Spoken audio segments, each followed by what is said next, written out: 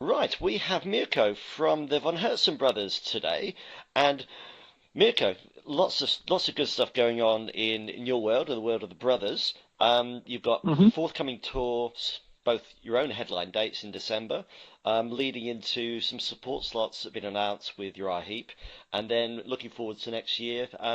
You've got some festivals, and also I see that there are some anniversary dates you're playing in Finland. So Yeah. first of all, let's talk a little bit about what we can expect from the tour dates you got starting in December. Well, we are touring kind of still with War Is Over, which was our seventh album and was released a year ago. So we're definitely going to play some of those songs, but maybe emphasize also a little bit more the back catalog that we have.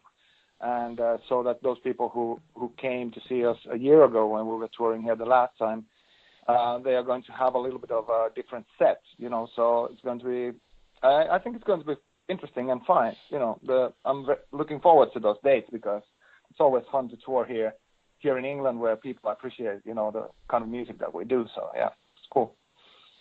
And yeah, as far as I can see, you're kicking off in Bristol on at the Thekla, which I don't know whether you played there before. It's a boat that has a club built into it. Yeah, yeah, I've heard about it. We never played. We played Bristol a couple of times, but never there. I think last time we were playing another legendary venue, which is called the Fleece. Oh Yeah, yes, of course. yeah, yeah, yeah. So yeah, looking forward to that. Yeah, a boat is always good. And yeah, so from what I can see, you've got around a one, two, three, four, yeah, about 6 dates finishing in Birmingham on the 11th of December, and then Right. you kick right into the Uriah Heep tour with another six Yeah, dates. Um, so yeah. so what do you think about that? Being on the same tour as Uriah Heep?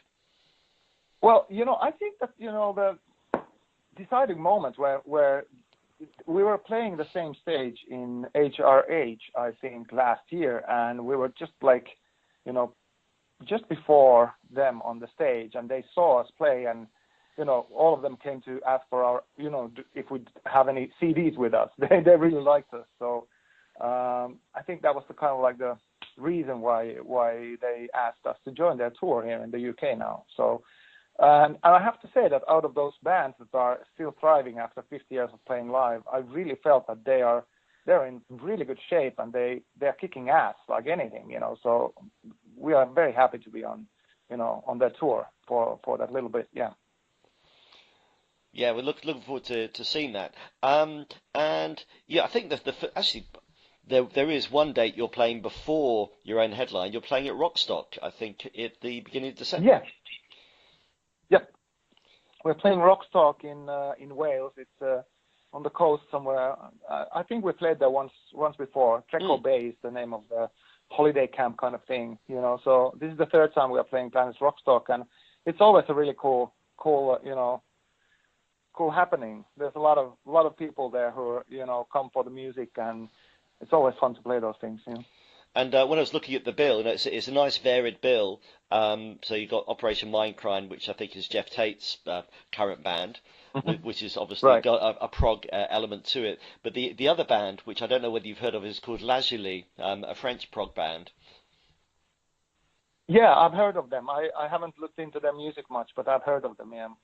Yeah, so And yeah, so it's nice. Yeah, they're just a couple of more progressive bands. So yeah, I think that'd be really good for you. And of course, that Daisies headlining it. We played with them a couple of shows. I think in Download we were playing on the same stage, and nice Oh, guys. that's And right. yeah, so it'll be a fun day. It'll be a nice start for the tour, and from there onwards, then with the headlining stuff, and yeah, it'll be a fun 2 weeks for sure. And I remember that reading, I think it was back in 2016, before the new album came out, you announced that the band was going on indefinite hiatus, but that didn't last very long. So Yeah. what happened and how come you all changed your mind? Well, we worked really hard from 2011 to 2016. We were touring 21 countries and spending all our money on touring and all that. And then we felt really exhausted after that. And also we felt like, some kind of, the energy within the, with the people that we work with, the agents and the management and everything. Everything had kind of like waned down, and there was no enthusiasm in the whole thing anymore. And so we felt like, okay, whether we should wrap things up and just take a longer break, or what should we do?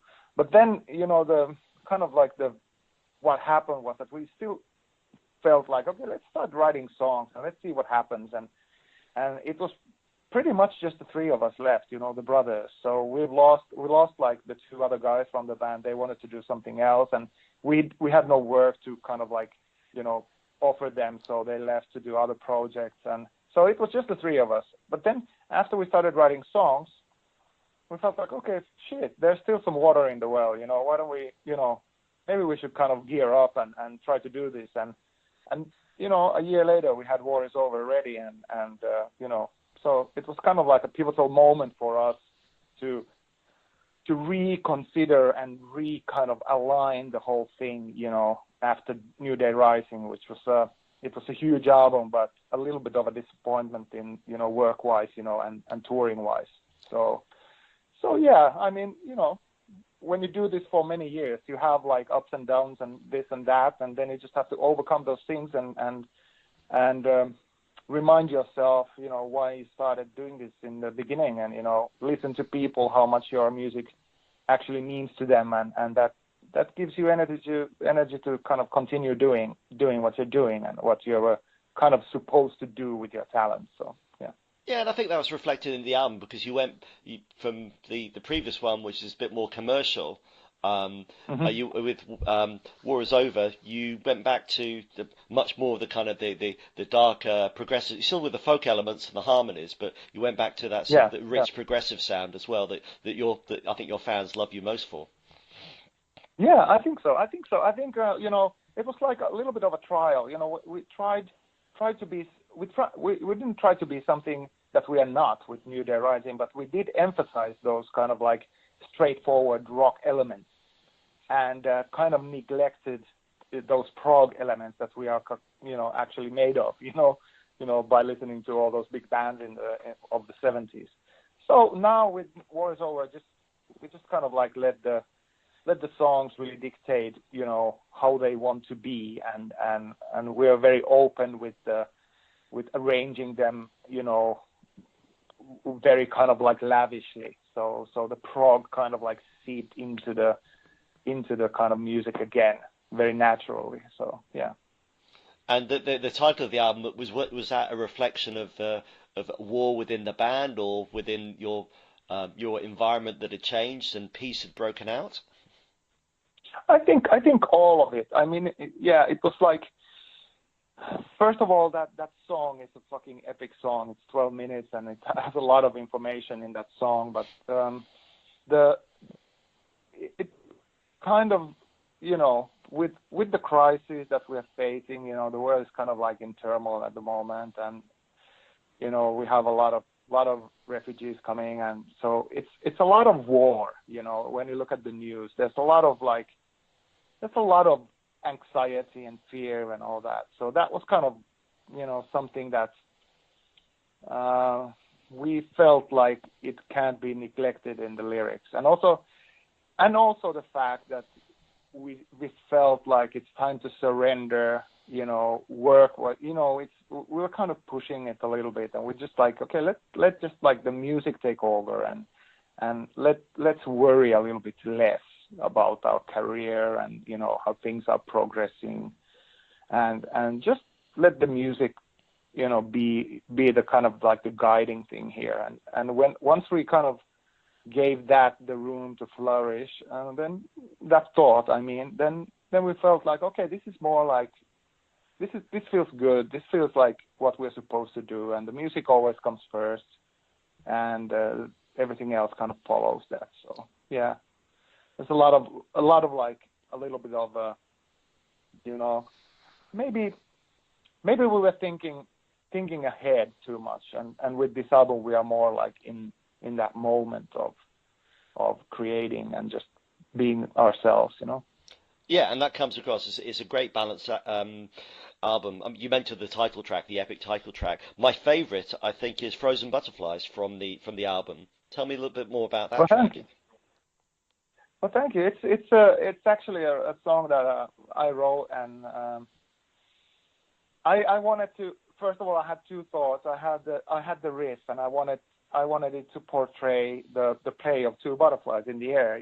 So it goes like, you can actually imagine with the harmonic guitar coming in, but there's actually two fluttering butterflies, and then also because we live in the north and the seasons of the year are very tangible there, so I wanted to take that as the theme of the song of a lost love, so that, things get frozen, but then are we able to bounce back and feel like, newly fell, people who fell in love for the first time. And so all those things combined, became that song. And there's a lot of modulating there. So, writing wise, it was very interesting to do because there's a lot of transposing and stuff like that, happening there. And it's, we all love that song. It's fun to play live as well, Yeah, that's excellent. And the dates you're doing in Finland in February, I think you've got 10 dates. So now we're actually doing a tribute tour of music by a band that we loved, and they were very kind of like cult following band in the early 90s. But then the singer of that band was a friend of ours, and he then, he was a troubled guy, and he committed suicide, and then the drummer in our band now, Sami, he used to be a drummer in that band, and so we are putting. The initial idea was to put up just have on his 50th birthday, that would have been his 50th birthday, like a show commemorating his work. But then, the club sold out in 2 minutes, so we decided to do a little bit bigger tour. But it's not going to be von Hertzen Brothers music. It's going to be von Hertzen Brothers plays Kingston Wall, which used to be his band. So Oh, I see. it's a little different. Yeah, it's a little different, but it's cool because they were really like an influential band for so many young, guitarists, especially him, that leader who died. He's a very well-known person for his work, his 3 albums, and we're going to pick from those 3 albums, our favorite songs, and play for the people who have never maybe seen that band live, but they still have like a very strong cult following in Finland. Yeah. Yeah, so I guess that wouldn't necessarily translate outside of your home country. Unless that if you want to get familiar with Finnish rock music, one of the most influential bands of the last 30 years was definitely this band, and it's called Kingston Wall, and it was a trio, like a power trio, and if you want to check it out, please do, because I actually gave Steven Wilson their, all of their music. So I hope that at some point he has time to listen to it, because I think that he would love it. So, yeah. So I guess, doing that, and as you said, the War is Over has been out for a year now. Are you already looking forward to the next album? We are starting that process, now early 2019. We have kind of like talk that we would start the writing process, and of course we have festivals in the US and Holland and Spain lined up for next summer, and we are doing a few dates in Finland as well. So we are doing a little bit of touring, but there's a lot of room for also like hitting the cottage, and starting to write new music again. So that will start now in January when we're done with this tour here in the UK, and then we have a few dates between Christmas and New Year's in Finland still that we are going to play, and then after that it's basically all eyes on the future and what we come up next. Yeah. And have you sort of like any thoughts on kind of the themes or the style, particularly as you're doing this tribute tour next year, where any of the elements of that music you think permeate into the new material? It could be because you as an artist, you're always like, the influences come from that moment when you write, and when you're digging deep into somebody else's music, like we are going to be, it might be that some elements of that will seep into the new material. That's for sure. But we never really think of the theme. It naturally happens if it's supposed to happen. Like with War Is Over, we never thought that we had a theme for the album, until we had that song, and we kind of, realized that, oh my God, this is a 12-minute epic song, and this mood is going to be translated and also like a little bit, overflow. It will overflow theme-wise to the other songs. So I kind of took that thread and I started remodeling and rewriting the lyrics so that it would become a little bit of a theme. So yeah, you never know what will happen with the next one. The main thing is to have like an open mind and never like lock yourself in an idea, because that is restricting when you're writing. It should have like an open canvas, and then just like, what the fuck, I feel like writing a naked woman. I know drawing a naked woman, or I feel like, drawing a landscape with rainbows, so you never know what will happen next. And then you just like follow your intuition, and then suddenly you might have a theme album or you might not, so you never know. Excellent. Well, the thing that we do know is in 2 weeks' time you'll be over in the UK at the Planet Rockstock festival again with the Dead Daisies at the top of the bill, and you're playing alongside some other great bands. And then also remind people that in December that you'll be kicking off your own headline tour between the 4th and the 11th of December, and then hooking up with Uriah Heep for 6 dates. So look forward to seeing you when you pass through London on the 14th. And wish you happy trails, happy travels, and some great gigs. Again, a pleasure, Mirko. Thank you so much, Andy, and please come and say hi if you see us somewhere, loitering around after the gig in London. So. Of course you will. Thank you. Take care. Okay. Thank you so much. Take Bye care. now. Bye.